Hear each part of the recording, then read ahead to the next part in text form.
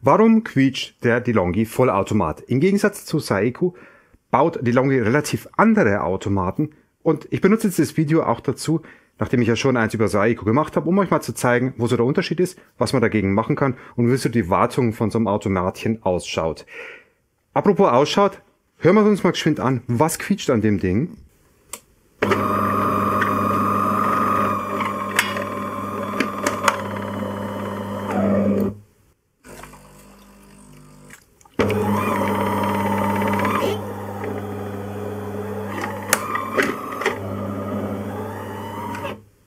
Also das dürfte deutlich gewesen sein.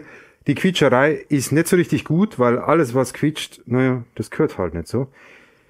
Okay, fangen wir mal von vorne an bei der ganzen Geschichte. Wassertank weg und so weiter und dann schauen wir uns die Brühgruppe an. Brühgruppe ist immer der erste Verdächtige.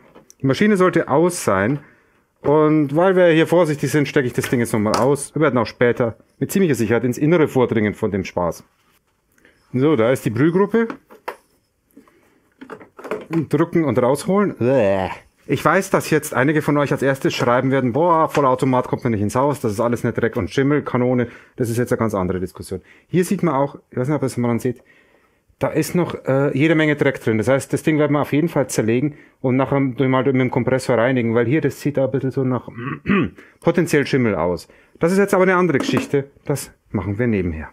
Und das ist jetzt die berühmte Brühgruppe. Und die sieht ganz anders aus wie die Saeco. Ich habe ja schon gesagt, schaut euch das Video von der Saeco an, wenn ihr es nicht im Kopf habt. Und natürlich braucht ihr ein paar Ersatzteile. Die habe ich jetzt hier rumliegen, schon von diversen Reparaturen, wo ich das immer schon mal machen wollte.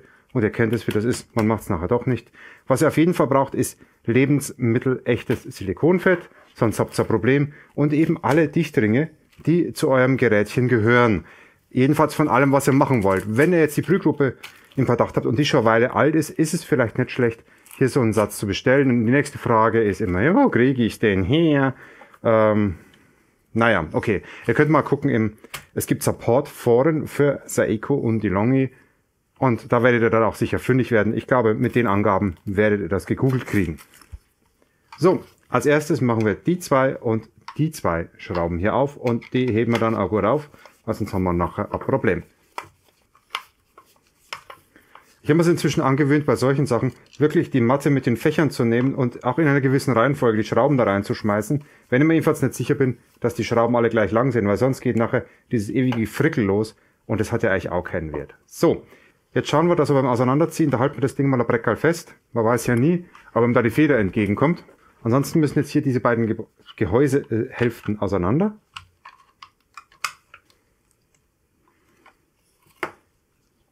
So.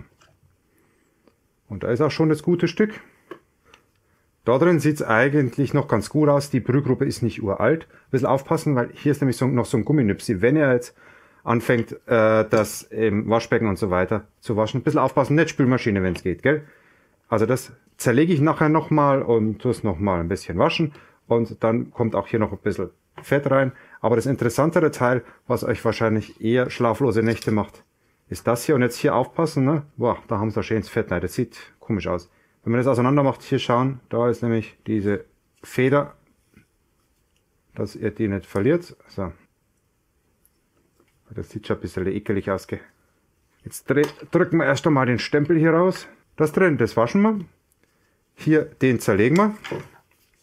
Das ist jetzt noch ein Musterknabe, der sieht eigentlich ganz anständig aus. So, 1/3 rein. Es gibt Reinigungstabletten, die diese Kaffeeöle, die sich hier absetzen, die hier wegmachen. Auch hier, das braune Zeug ist so Kaffeegelumpse. Ja, seht ihr, also das soll weg, weil das macht euren Geschmack nicht unbedingt besser.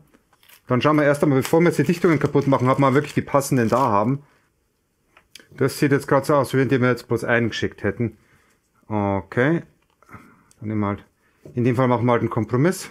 Hier, der passt, während der hier erscheint mir zu groß. Okay, das ist ein Fail auf meiner Seite. Also auf jeden Fall würde ich empfehlen, dass ihr beide tauscht. Jetzt in dem Fall ganz unter uns Pfarrerstöchtern. Ich weiß, dass es nicht das Ding ist, was das Quietschen erzeugt, aber ich wollte es euch mal gezeigt haben und gleichzeitig habe ich das dann mit eine Weile vom Radar weg. Jetzt tauschen wir halt ein. Ich gehe jetzt mal und mache das Dingens hier und das Dingens hier gescheit sauber mit ein bisschen Spüli. Also, das wollt ihr sicher nochmal im Detail sehen. So sieht es ungefähr aus. Und hier, so sieht das Gitterli aus. Und das mache ich jetzt mit Spüli sauber. Mildem Reinigungsmittel, wie man so schön sagt. Und da drin, da hängt auch jede Menge Grind. Ja, das seht ihr, ein bisschen schwer. So, jetzt seht ihr das. Da ist jede Menge Grind drin. Das wollen wir loshaben. Auch wenn das jetzt nichts mit Quietschen zu tun hat, also das Saubermachen jetzt, der Hygiene sollte das geschuldet sein und solltet ihr euch auch wert sein, dass man das ab und zu mal gescheit sauber macht. Bis gleich. So richtig zufrieden bin ich nicht, aber schauen wir uns erstmal das an. Hier habe ich jetzt die beiden Ärmchen wieder draufgesetzt, so muss es nachher sein, und ein bisschen eingeschmiert.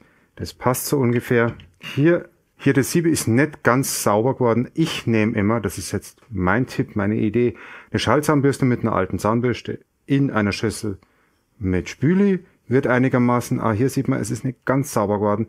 Da sollte man tatsächlich das Zeugs nehmen, was ich vorhin schon erwähnt habe, was in der Lage ist, diese Kaffeeöle dann zu lösen. Dann die Dichtung halt mit dem lebensmittelechten Silikon, Schmiererei, Fett, einschmieren. Der ganze Spaß muss natürlich hier wieder auf den Stößel drauf. Wie ich vorher schon andeutete, ich hätte ja hier ein Ersatzsieb gehabt. Ich würde jetzt aber nicht verschwenden, weil so schlecht sieht das jetzt hier gar nicht aus. Wenn ihr es euch einfach machen wollt, also wenn ihr ganz faul seid, könnt ihr auch einfach eine neue Brühgruppe bestellen. Ist aber natürlich deutlich teurer, aber nicht unbezahlbar, sagen wir auch dazu. Allerdings muss ich sagen, für das Geld würde ich lieber einmal im Jahr, je nachdem wie viel Kaffee ihr trinkt, jetzt so eine Wartung durchführen. Hier ist ein Indexstift. Der gehört ins passende Indexloch. So, die Brühgruppe muss natürlich hier oben einigermaßen bündig enden. Und dann setzen wir diesen ganzen Spaß hier wieder zusammen. Jetzt sehen wir auch gleich, wie dieses Zapfhaldings hier, wie dieses Zahnraddings hier in die Schiene eingreift. Da könnte man vielleicht noch ein kleines bisschen Fett, hat noch kaum geschadet. Da werden jetzt wieder einige von euch schreien, dass das viel zu viel ist. Mir egal. Und jetzt seht ihr auch, warum man gleich merkt, wenn das Ding jetzt hier nicht passt von der Länge her. Und jetzt merkt ihr natürlich gleich, warum die Brühgruppe, also das Sieb weit draußen sein muss, weil sonst kriegt ihr das hier nicht zusammengebaut. Ne? So, jetzt greift das alles ineinander. Und wenn man jetzt nicht aufgepasst hat, wie ich gerade, dann hat man vergessen, dass hier dieser Dresdner-Auswurf, der hat ja so ein Nüpsi, ne? Das heißt, wenn einem der rausrutscht, das ist nie gut, wenn einem rausrutscht, so, bevor man das zusammengesteckt hat, dann hält der nachher nicht mehr. Ich erkläre es. So, das hier muss in das hier, da. Und dann verriegelt sich auch dieser Dresdner Auswurf. Und jetzt haben wir hier das Ding, was da drauf gehört. Und wenn man jetzt hier aufpasst und das reindrückt, dann geht's zusammen, ne? Und das sind so die Kleinigkeiten, die ich selten wirklich in so Anleitungen finde. Und jetzt ist er draußen. Und gleichzeitig müsst ihr natürlich gucken, weil das habe ich nämlich jetzt gerade auch falsch gemacht. Ich lasse aber gern die Fails drin, dass ihr in dieser Stellung hier seid, wenn ihr das Ganze zusammenbaut, weil sonst haut ihr nämlich nachher den Dresdner Stempel raus. Diese Lage hier, das hier festhalten, reingedrückt lassen. So. Und jetzt sollte alles hier zusammenpassen. Erstmal check, bewegt sich. Check, ich bewege hier diese Ärmchen und der Bembel geht nach unten. Und wenn ich sie wieder zusammendrücke, dann geht der Bembel auch nach oben und er hüpft nicht vorne raus. Ne? Also das sind die Varianten, die ihr falsch machen könnt. Ja, ich weiß, das würde nur einem Amateur passieren. Ich finde es richtig, das könnt ihr auch gerne unten kommentieren, ob ihr das auch so findet. Ich hätte das jetzt alles rausschneiden können, aber ich finde das eigentlich ganz gut, zwischendurch zu zeigen, was schief gehen kann, weil ich lerne daraus viel mehr, wie ein Gerät funktioniert und wie man es richtig macht, als mit einem Happy Path, wie man beim Programmieren sagt. Also, wenn man nur die sonnige Seite sieht von einem Vorgang. Deswegen lasse ich gerne, während ich schraube, die Fails drin. War ja gar nicht so schwer. So, und jetzt habe ich ein ganz kleines bisschen beschissen, weil ich sage euch jetzt schon, die Maschine quietscht immer noch. Das sparen wir uns jetzt, und zwar aus dem einfachen Grund, weil ich das da drin jetzt erstmal sauber machen möchte, bevor ich jetzt hier die saubere Brühgruppe da wieder einsetze. Ich denke, da habt ihr Verständnis dafür.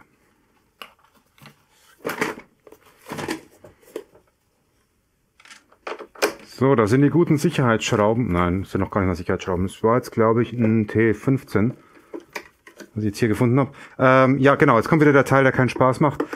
Was ihr jetzt seht, ist nur zur Unterhaltung. Alle Arbeiten an Netzspannung solltet ihr nicht machen, weil sie sind extrem lebensgefährlich, vor allem wenn ihr euch nicht auskennt. Also, diese einfach nur so zur Unterhaltung genießen und alles andere vom Fachmann machen lassen. So, die Rückwand geht überraschend leicht weg. Oh, okay, das ist vom Motor. Die Seitenteile gehen dann meistens problemlos nach vorn weg. Nach hinten, meine ich. Nach hinten. Sorry. Und die sollen weg sein.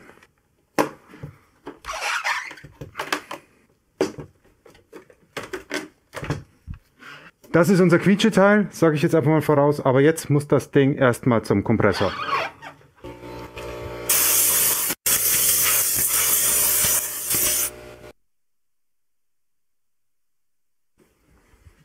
So, der Schlitten hier musste raus. Das ist jetzt weiter kein Hexenwerk, macht halt die Schrauben auf.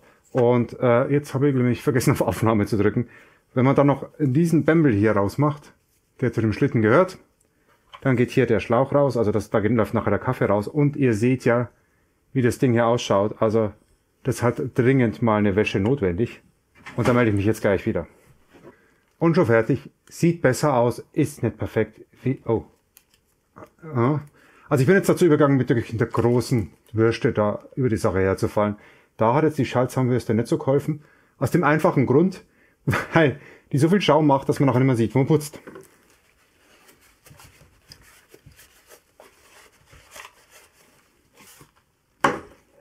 Lohnt sich.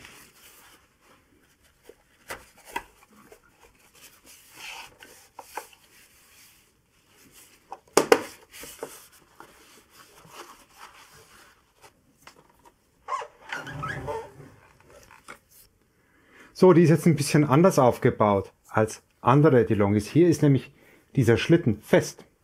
Und ihr werdet viele Anleitungen finden, wo diese ganze Quietscherei hier damit zusammenhängt, dass dieses Ding jetzt hier sich bewegt. Tut's hier aber nicht.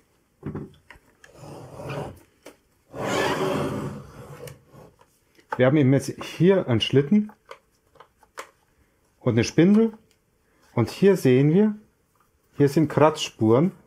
Oh, das müssen wir noch ein bisschen mehr sauber machen. Also das ist der Bereich. Oh, und da ist, upsala. Das ist vom Mahlwerk. Das werde ich auch noch sauber machen hier, was ihr jetzt wahrscheinlich nicht seht hier. Also jedenfalls, alles wo hier Kratzspuren sind, die schmieren wir jetzt erst schon mal ein bisschen ein und dann schauen wir mal, ob die ganze Quietscherei weggeht. Oh, da kommt schon noch was raus hier, gell? Und jetzt werdet ihr fragen, warum ich jetzt das hier nicht aufgemacht habe. Ihr könnt jetzt sagen, ich war jetzt zu faul. Ich wollte eigentlich wirklich mal gucken, ob ich eine kleine Maintenance machen kann. Weil, um das hier jetzt wegzumachen, müsste ich jetzt das gesamte Gehäuse zerlegen. Und schauen wir mal, ob wir so hinkriegen. Auwetzig, da oben ist die andere Hälfte von der Brühgruppe. Und die sollte man natürlich auch nicht vergessen. Da kommt auch nochmal jede Menge Dreck raus. Schauen wir mal, dass die Spindel ein bisschen Fett abkriegt. Das verteilt sich dann schon.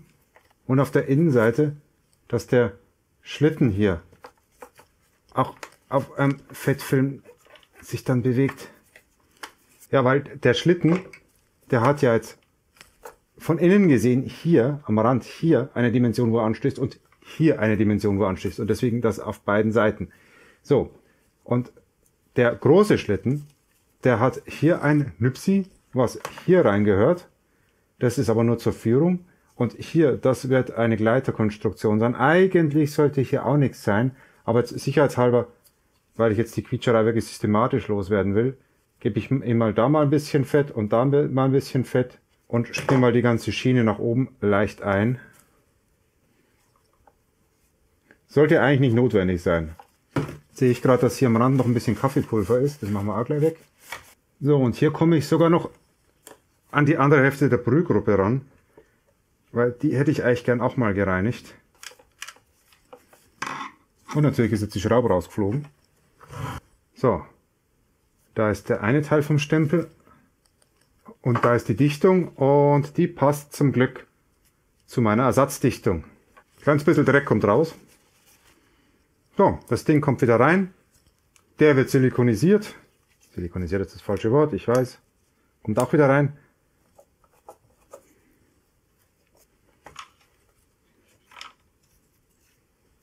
So, dann schauen wir, dass wir den Spaß hier wieder zusammenkriegen.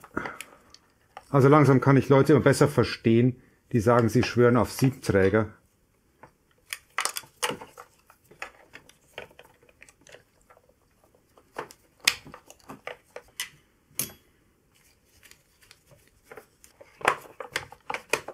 So, war ja ganz einfach. Hat jetzt ein bisschen gefrickelt, wenn er da diesen Schlauch da rausgemacht hat. Ich weiß nicht, ob ich das wirklich empfehlen würde. Nur der Vollständigkeit halber, da ist ein bisschen Schraubensicherungslack an diesen Schrauben hinten dran. Den solltet ihr wieder hinmachen. Ich habe mir es jetzt gespart. Ich habe es mal handsam angezogen und jetzt hoffe ich, dass der ganze Spaß auch hier irgendwie alles wieder zusammenpasst. Tut er? Jetzt gucken wir mal. Bei der ganzen Aktion sind wieder jede Menge Dreckbrocken hier rausgekommen. Wie ich gerade schon sagte, also ich verstehe, wenn einige von euch jetzt sagen, dass ihnen das nicht ins Haus kommt und dass sie lieber eben einen Siebträger oder eben einfach nur ganz konventionell Kaffee mit der normalen Kaffeemaschine, mit der Filterkaffeemaschine machen. Ja, ich habe jetzt keinen Wassertank dran. Ist wurscht, ist eh kein Wasser gerade drin. Mal gucken, was er sagt. Einschalten wäre hilfreich. Ach so. Er sagt tatsächlich, dass ihm das Wasser fehlt. Moment. Ich dachte wirklich, dass er die Initialisierung, also das Zurückfahren, auch ohne Wasser macht, aber stimmt, macht er nicht. Es hat sich bewegt. Also es kommt schon mal was raus. Und ihr merkt, es ist laut, die Maschine ist offen, aber bis jetzt hat es noch nicht gequietscht.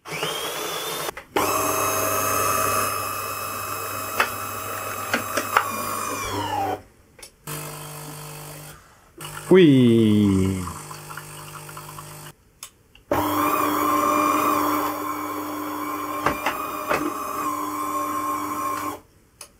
Und ihr habt gehört, es hat nicht gequietscht.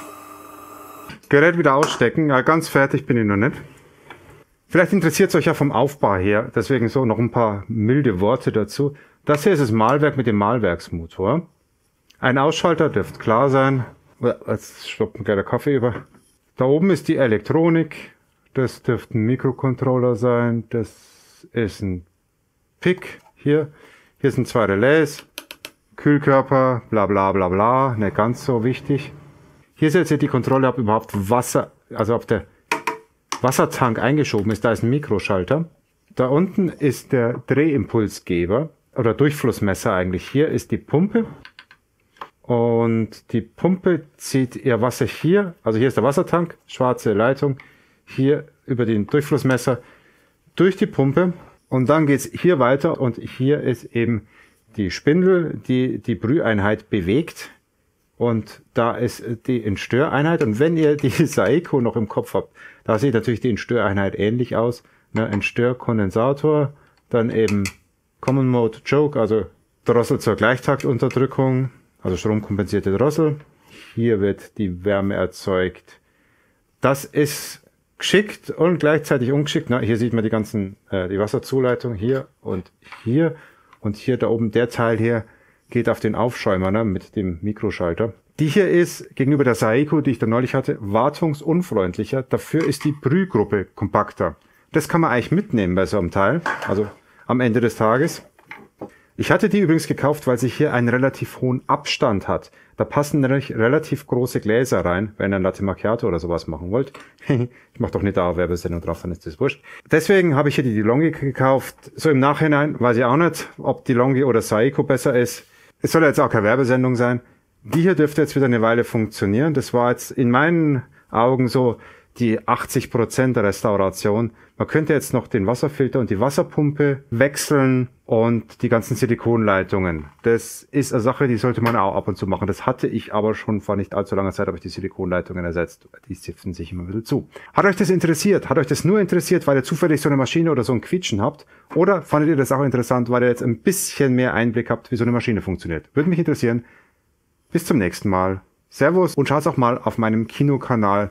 Den blende ich euch hier ein, ne? Filmbrain, da findet ihr auch immer irgendwas über Kinoserien und so weiter. Schaut's da auch mal vorbei. Und das andere hier sind Videos, von denen der Algorithmus beschlossen hat, dass ihr euch für sie interessieren werdet. Bis zum nächsten Mal. Servus.